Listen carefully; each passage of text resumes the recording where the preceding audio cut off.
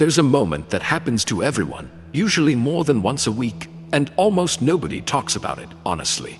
Someone says something so short-sighted, so reactive, so blind to consequence, that you feel a heat rise in your chest. Maybe it's a coworker who takes credit for work they didn't do, then acts confused when you're upset. Maybe it's a family member who repeats the same mistake for the 10th time and blames everyone but themselves. Maybe it's a stranger online who argues with total confidence about something they clearly know nothing about. In that moment, you have a choice. And most people get it wrong. Most people think the smart move is to prove the other person wrong, to correct them, to win, to make sure everyone sees who's right and who's the fool. But here's the uncomfortable truth almost nobody wants to admit. The need to prove someone else is stupid is itself a form of weakness. This video is not about looking down on people. It's not about superiority. It's about something far more valuable. Understanding exactly what's happening beneath the surface when you encounter foolishness, arrogance, or willful blindness, so that it never controls you again. Because here's what nobody tells you. Stupidity isn't really the problem. Your reaction to it is. Let's go deeper. Most people never realize this, but intelligence was never meant to be a weapon you swing at others. It was meant to be a shield, a lens, a tool for navigating a world that is, quite often, irrational, emotional, and self-interested. The moment you understand that, everything changes. So let's talk about what actually separates people who get consumed by frustration from people who move through the world untouched by it. Because the difference isn't intelligence in the way you think. The first thing you need to understand is this. Average people believe that arguing with a foolish person will fix the foolishness. It won't. Here's the deeper psychological truth. When someone says something irrational, illogical, or reckless, they are almost never asking for a correction. They are expressing an emotional need. Insecurity, a desire to feel important, a fear of being wrong, a need for control. Machiavelli understood something that most people still miss 500 years later. People are not moved primarily by logic. They are moved by ego, fear, and self-interest. You can hand someone a mountain of facts, and if those facts threaten how they see themselves, they will reject every single one of them. Think about the last time you tried to correct someone who was clearly wrong. Did they thank you? Or did they dig in harder? Now think about the last time you saw a truly composed, high-value person handle the same situation. They didn't argue. They didn't explain. They simply observed. And somehow, they walked away with more power than when they walked in. That's the psychological advantage. Strategic people understand that not every battle is worth entering, because some battles are designed to drain you, not to be won. The practical takeaway is simple. Before you respond to foolishness, ask yourself one question. Am I trying to solve a problem, or am I trying to feed my ego? Silence is not weakness. Silence is a weapon most people are too impatient to use. But here's where it gets dangerous. Because there's a second layer to this that almost nobody talks about, and it's far more important than simply staying calm. It's about what stupidity actually reveals to you. Most people see foolish behavior as an annoyance to be endured. Strategically intelligent people see it as information. Here's the hidden truth.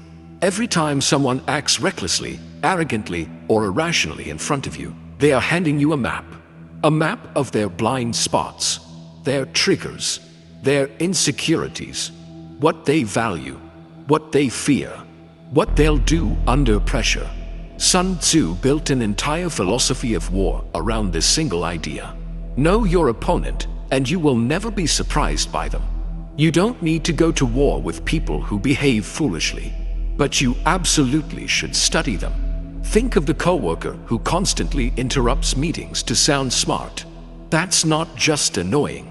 That's data. It tells you they crave validation, that they're insecure about being overlooked, that flattery will move them more than logic ever will. Think of the family member who explodes over small disagreements. That's not just draining. That's a signal. It tells you exactly where their emotional wiring is fragile, and exactly which topics require a longer runway before you approach them. Average people get frustrated by these patterns and try to avoid them entirely. Self-mastered individuals study the patterns and use that understanding to navigate relationships with precision. This is not manipulation. This is awareness. There's a difference between reading a person accurately and exploiting what you read. One protects you, the other corrupts you. The practical takeaway here is this: stop reacting to foolish behavior. Start decoding it. Every fool who reveals themselves to you is quietly giving away their weaknesses. The question is whether you're paying attention. Now here's where most people completely misunderstand what intelligence even means in a social context. They think being smart means being right, loudly, often, and in public. But there's a deeper psychological truth hiding underneath that assumption, and it's this: the people who most need to prove they're right are usually the ones who feel the most unseen. This is the part that changes how you view every heated argument you've ever had. When you feel a burning urge to correct someone, to win an exchange, to prove your intelligence in the moment, pause. That urge rarely comes from wisdom. It comes from a wound, a need to be validated, a fear of appearing weak. Marcus Aurelius wrote to himself, privately, as a reminder, that the best revenge is to not become like the person who wronged you. Read that again. Not to defeat them, not to outsmart them publicly, simply to remain unlike them. That single idea, applied consistently, will change your entire social life. Picture two people watching the same frustrating scene unfold. Someone spreading misinformation confidently at a dinner table. The first person feels an overwhelming need to jump in, correct every point, and prove their superiority. They walk away feeling drained and often resented by everyone at the table, including people who agreed with them. The second person listens, asks one quiet clarifying question if it serves them, and lets the moment pass. They walk away with their energy intact and their reputation as the calm, composed one in the room. Reputation, remember, is a form of power, and restraint builds reputation faster than any argument ever could. This is where average people and strategically intelligent people diverge sharply. Average people confuse being loud with being respected.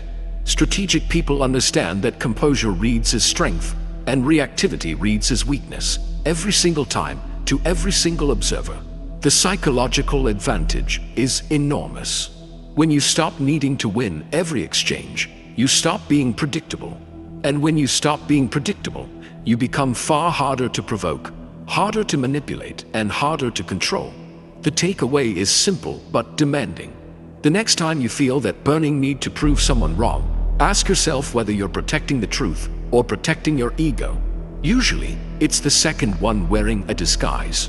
Real power doesn't announce itself. It doesn't need to. Now let's talk about something almost nobody addresses directly, because it feels uncomfortable. The question of whether you should ever try to fix a foolish person at all. Most people assume that if they just explain things clearly enough, patiently enough, kindly enough, the other person will eventually see reason. Here's the deeper truth. You cannot reason someone out of a position they didn't reason themselves into.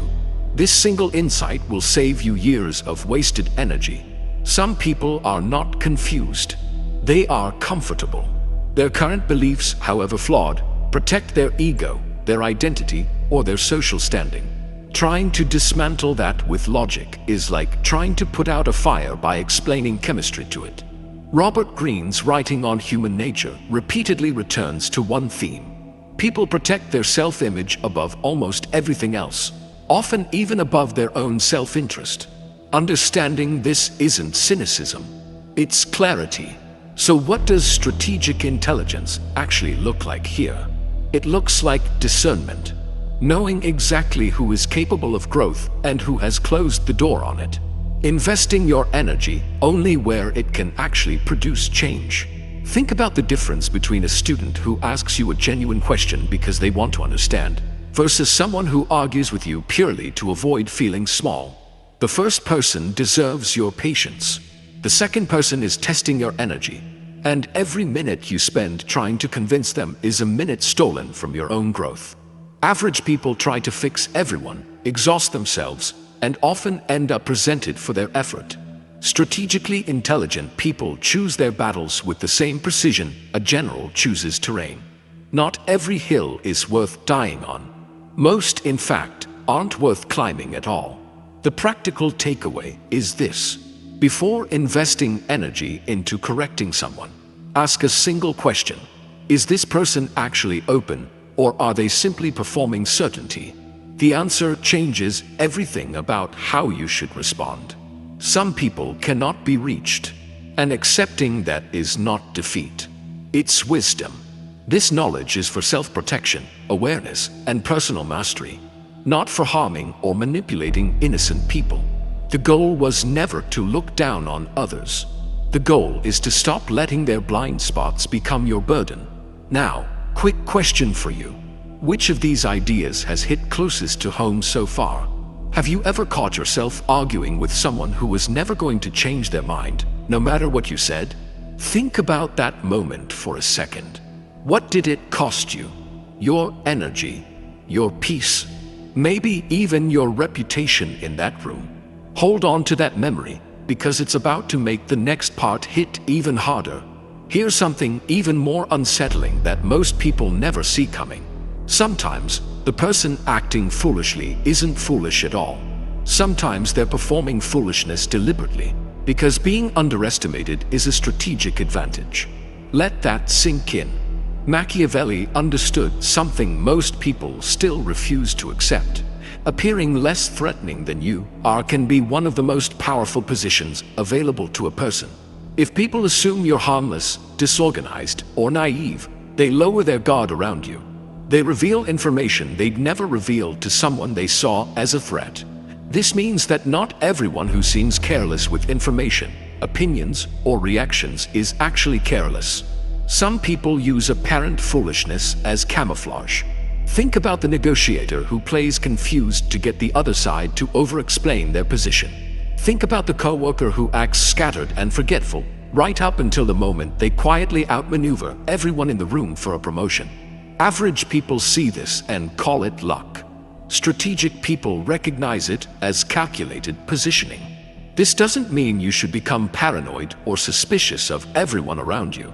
It means you should hold your judgments more loosely. Not everyone who looks weak is weak. Not everyone who looks foolish is foolish. Certainty about people, before you've truly studied them, is its own kind of blind spot.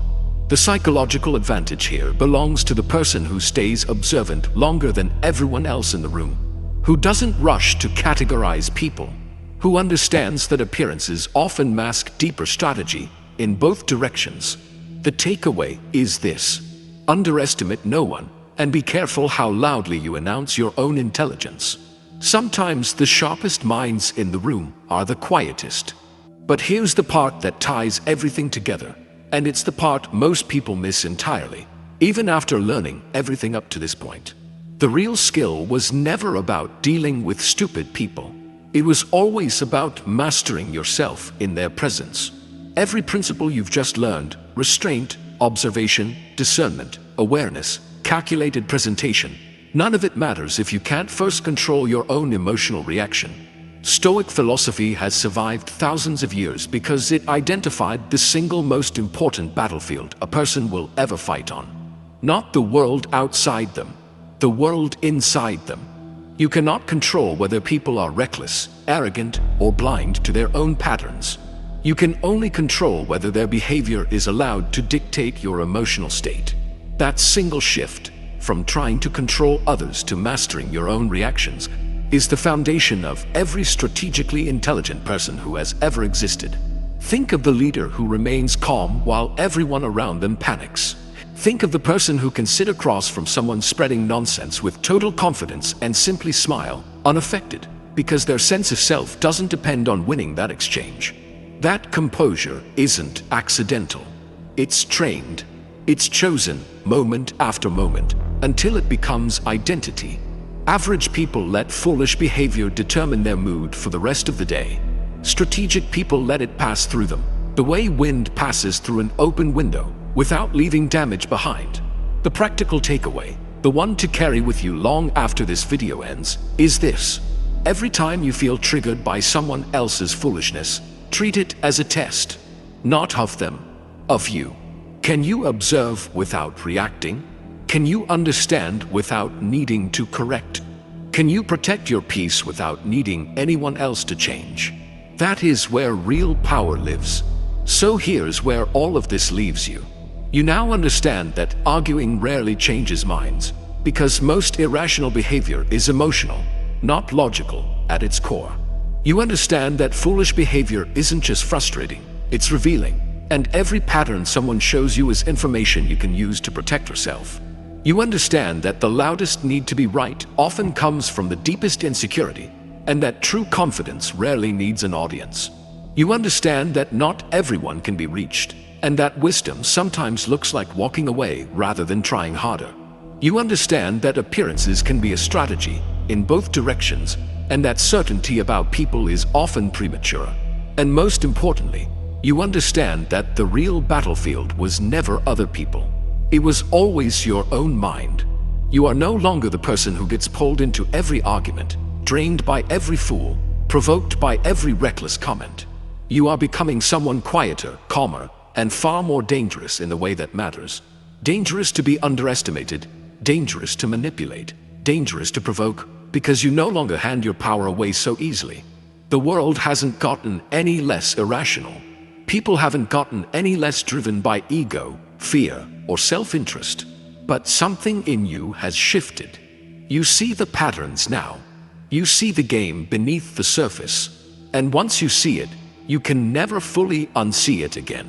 That is not a burden. That is freedom. If this changed the way you see the people around you, even a little, take a moment to like this video. It genuinely helps this channel keep making content like this.